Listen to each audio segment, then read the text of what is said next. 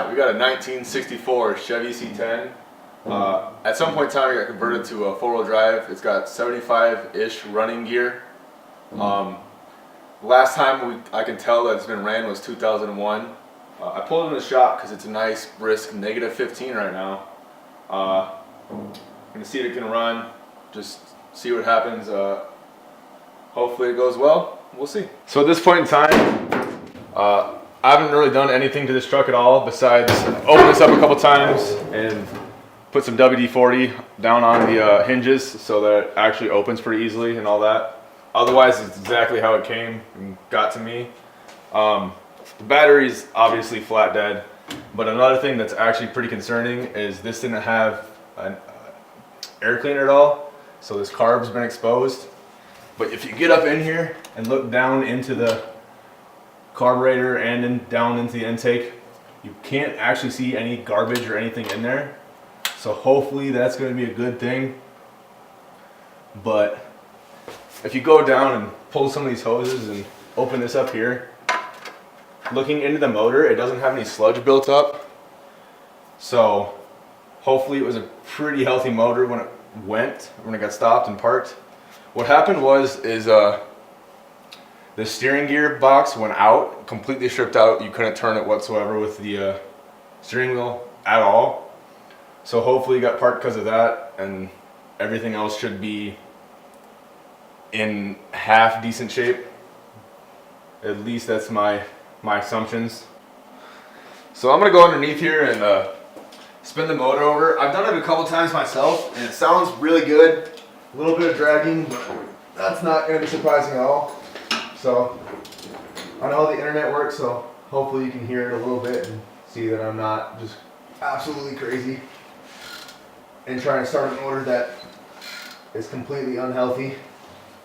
So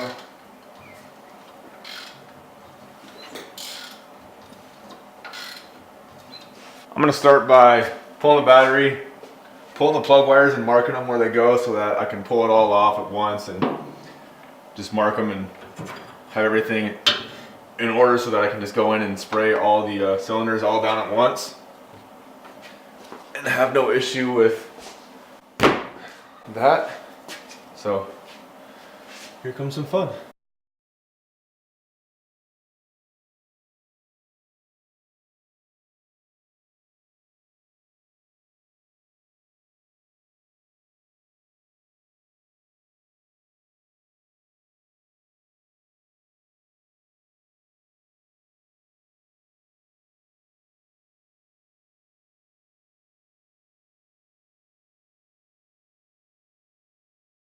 So while I had the spark plugs out, I did crank it with the new battery on.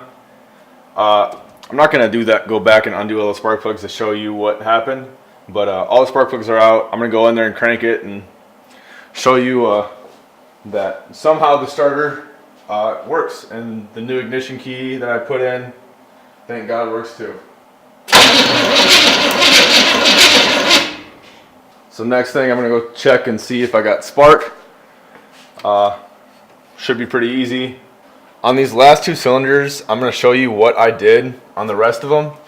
I broke them free already, so I can do it a little bit easier.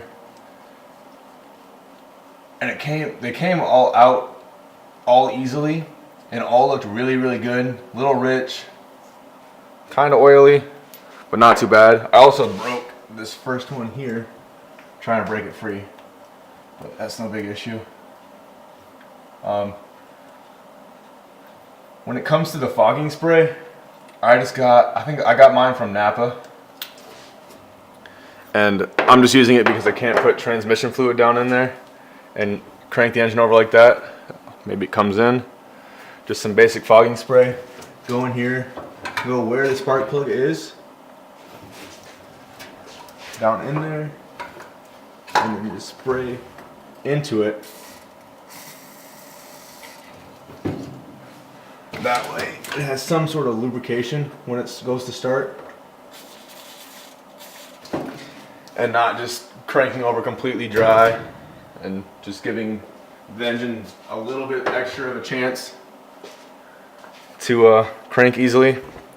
So when you put a new plug in, just Just put a tiny little dab of anti-seize right on the threads.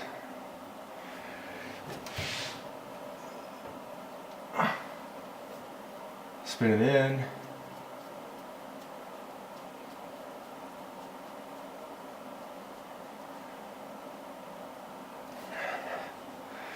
Do it again for this new one.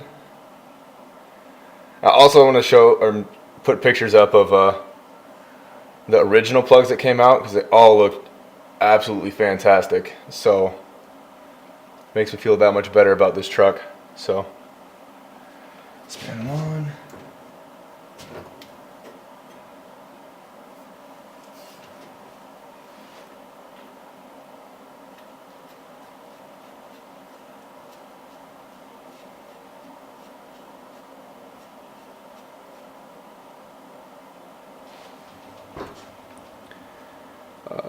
Take some dielectric grease right here. Take a little dab. Sit there. Lube it up onto the metal part of the spark plug.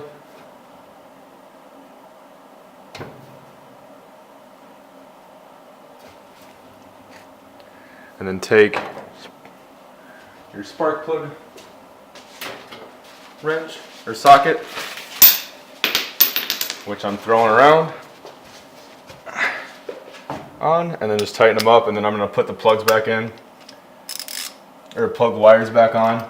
They don't look good, but if I can get a spark to come, then we'll be good. Actually, spin this back off and I'll show you that I did get spark while cranking it over.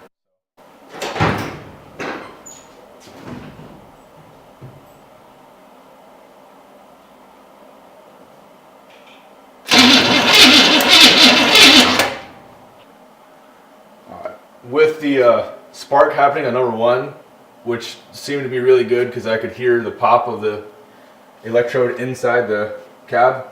So we're just going to go in here, put some dielectric grease on the last two here,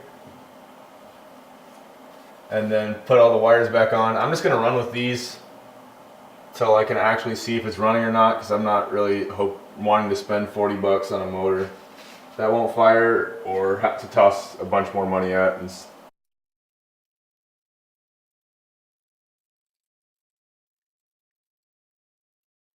Alright, as of right now, the spark plugs are not done well. Some of the electrical needs to be cleaned up a little bit, but if it pops a couple times, I might put new spark plugs on it and see if I can do how well I do with the zip tie spark plug separators and see how that goes.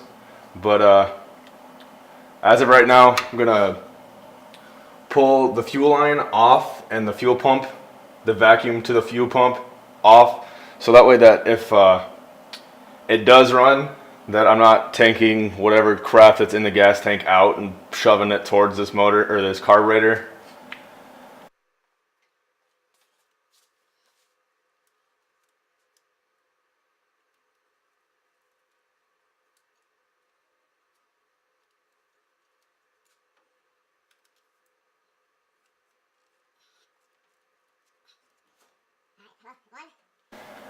Go underneath the car and pull the one that feeds the pump. Take that off so that way no crap gets pumped into the motor or into the carb or filters. The last thing that I'm going to do before fully cranking it and trying to get the truck to start, and I'm pretty faithful it will, is I'm going to drain the oil, put some new stuff in, put a new filter on, just that basic stuff. Otherwise it should be good. The oil has been dropped, whatever. I didn't cut the filter, but what was pouring into the catch pan was clear. There was no metal flake. It was just pretty dirty. It smelled like old, nasty oil. The last little bit is going in right now. This is the last thing I think I'm going to do before I start the motor. So.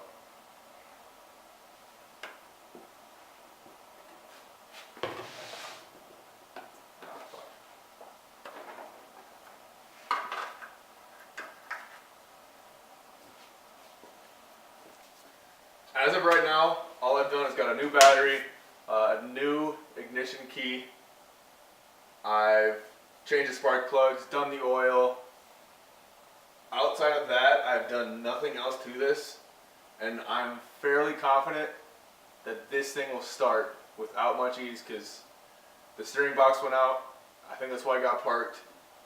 The motor looks pretty healthy on the top side, just looking in. I'm pretty excited. We're going to see if we can start it up real quick. I'm very confident this motor will fire up pretty nice. Thing is, if it does fire up, it's cold, it's crap outside, it's like a -40 windshield. So if it starts at all, we're going to kill it right after that because small space and I kind of like to breathe.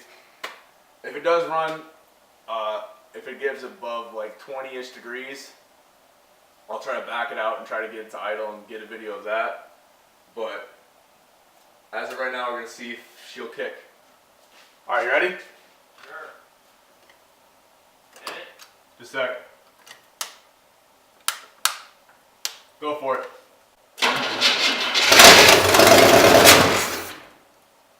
Hell yeah, man. I am not kidding. That's the first time we cranked the key with gasoline and she started. I am absolutely freaking pumped right now. Woo! This sexy beast fired up on the first time. I am absolutely stunned. It was that incredibly easy. I don't think I really needed to do anything at all. I really don't. Put a new battery on it, I'm sure it would have started anyway. So when it gets warm, fairly warm, I'll back it out, see if I can get it to idle. I'm gonna do the brakes. I don't know, they probably are okay. We'll see, we'll find out. And then transmission, there's some linkage missing in that, so find that, get that dialed in, and I'll try to get this thing back on the road. I'm pumped, dude. I'm excited. I can't believe it started that easy. Wish me luck with this beautiful thing.